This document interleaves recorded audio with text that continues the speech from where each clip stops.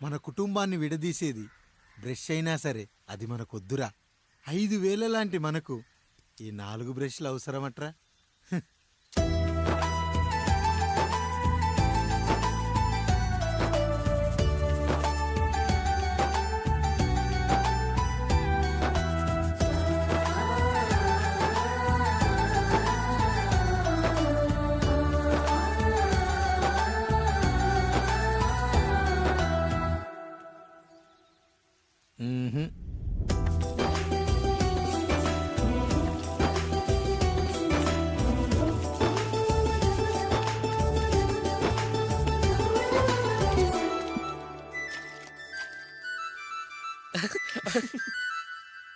తమ్ముడు చాలా ఎదిగిపోయాడయ్యా.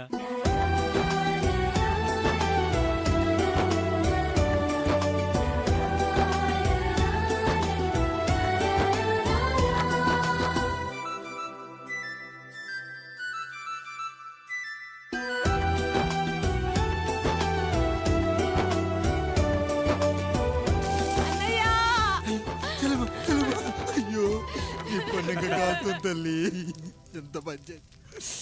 నానేం చెప్పాడో తెలుసు కదరా, కష్టమైన సుఖమైన కలిసి పంచుకోవాలరా.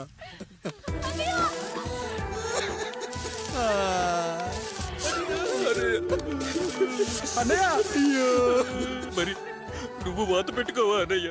మీ బాధ నా బాధ కాదట్రా. అమ్మా అమ్మా అమ్మా అమ్మా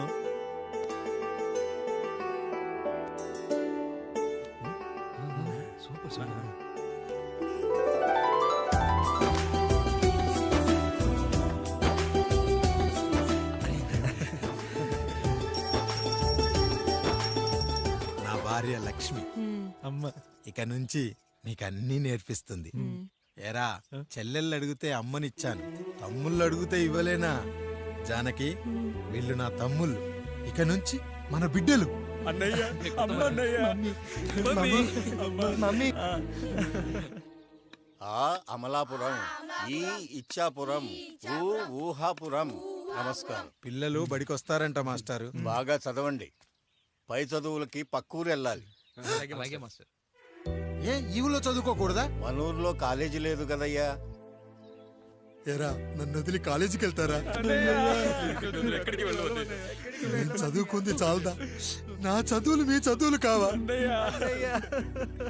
మా కుటుంబాన్ని, మా అన్నదమ్ముల్ని విడదీసే ఈ చదువులు మాకొద్దు మాస్టారు, వద్దు.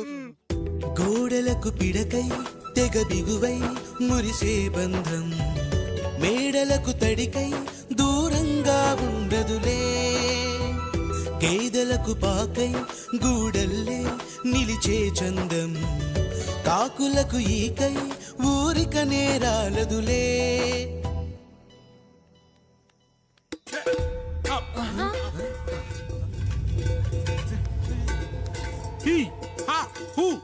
రేయ్, మన ఇంటికి దొంగలొచ్చారా? దొంగలొచ్చారు, దోచుకోండి రా, దోచుకోండి.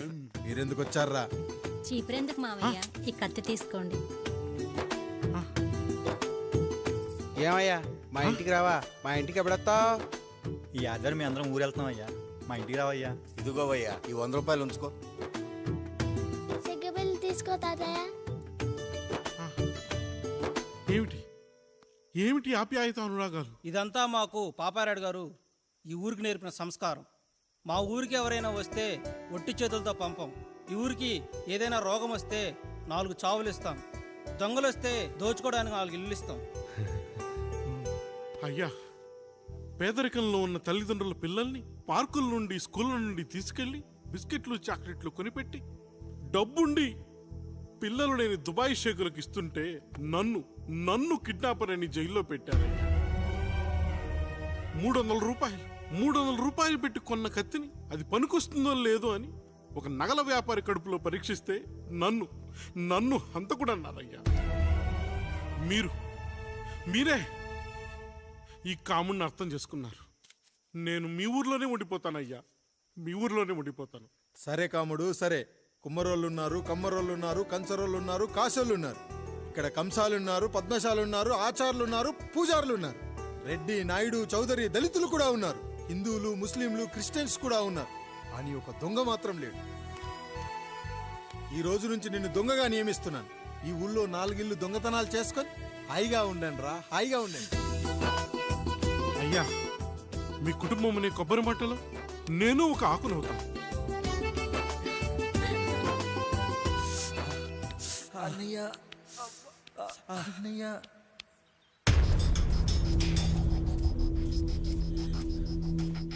అయ్యా అయ్యా, ఏంట్రా రోడ్డు మీద కాలు కాలుతున్నా సరే తమ్ముళ్ళు చెప్పులు లేకుండా నడుస్తున్నారయ్యా, చెప్పులు లేకుండా నడుస్తున్నారయ్యా.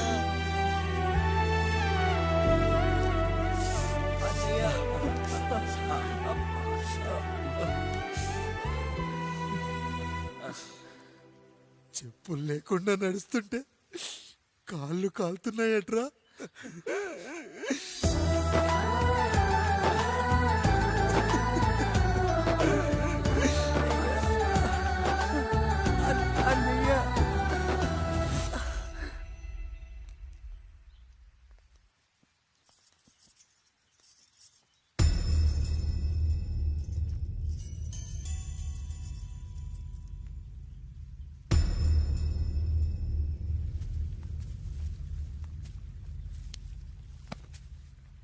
ఏరా కాముడు, అయ్యా, బాధపడుతున్నావా?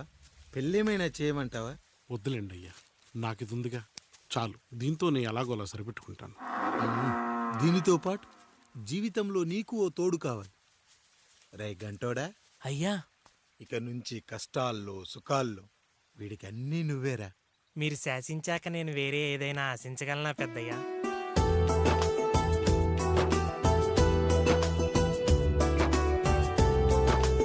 నీ గురించి కాదురా, మీ అక్కది. చాలా గొప్ప మంచి మనసుని విన్నాను. ఈ కాముడికి ఆ రాముడి గుళ్ళో పెళ్లి చెయ్యి. అయ్యా, దాన్ని పెళ్లి చేసుకుంటే దాని భర్త చనిపోతాడని జాతకంలో ఉందయ్యా. మీరంతా కలకాలం ఉంటారంట్రా. వీడు పోతే నేను లేనా, చూసుకోలేనా? నువ్వు పెళ్లి చెయ్యి, పెళ్లి చేయరా.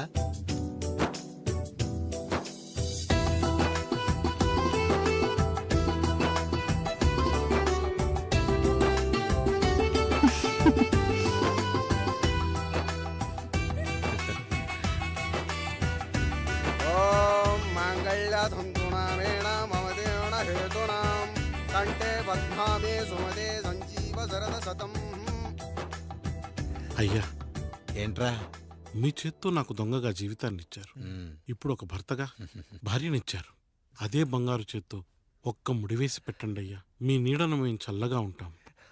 రెట్టలకు పిట్టై లోలోనే దాచే అందం, మట్టలకు చెట్టై పట్టుంచే సంబంధం, చుట్టలకు పిట్టై దాచుంచే ఓ సుమగంధం, గట్టుపై తొట్టై నీరిచ్చే అనుబంధం, సిగలో చుండ్రల్లే లోతైనది బంధం, దులిపే బలమున్నా అది రాలిపోని మేటి సంబంధం.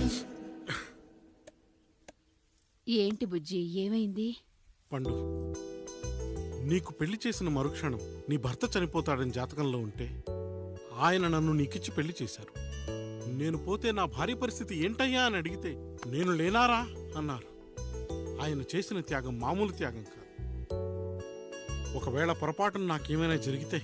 అయ్యయ్యో, అంత మాట అనకండి. మీరు వేరే చెప్పాలా? మొన్నటిదాకా తమ్ముడు, ఇప్పుడు ఈ కాముడు, తర్వాత రాయుడు. ఒరేయ్ కాముడు, అయ్యా. పెళ్ళైన దగ్గర నుంచి మీరు సరదాగా గడిపిందే లేదు. మీరిద్దరూ సరదాగా హనీమూన్కి వెళ్ళిరండి. ఏ ఊటీకో కొడైకెనాల్కో. ఇదిగో టికెట్లు. అయ్యా, మీరు దేవుడయ్యా. ఇక్కడ పనులాగకుండా నువ్వు ముందుగా వెళ్ళిరా. నువ్వు తిరిగి వచ్చిన తర్వాత పండు వెళ్తుందిరా. అయ్యా, ఒక పని మనిషిని మీరు ఇంతగా ఆదరిస్తున్నారయ్యా. నువ్వు పని మనిషి ఏంటి పండు? నీలాంటి స్త్రీమూర్తిని ప్రతి మగాడు అమ్మలా చూసుకోవాలి. ఇక నుంచి నా బిడ్డలు నిన్ను అమ్మా అని పిలుస్తారు, అమ్మలా చూసుకుంటారు. ఏమంటావు జానకి? రెట్టలకు పిట్టై లోలోనే దాచే అందం, పుట్టలకు చెట్టై పట్టుంచే సంబంధం, చుట్టలకు పిట్టై దాచుంచే ఓ సుమగంధం. మనకి ఎంత బాధగా ఉంటుంది అన్నయ్యకి ఇంకెంత బాధగా ఉంటుంది. బంధం సిగలో చుండ్రల్లే ఈ బాధ నా బాధ కాదట్రా. దులిపే బలమున్నా అది రాలిపోని మేటి సంబంధం.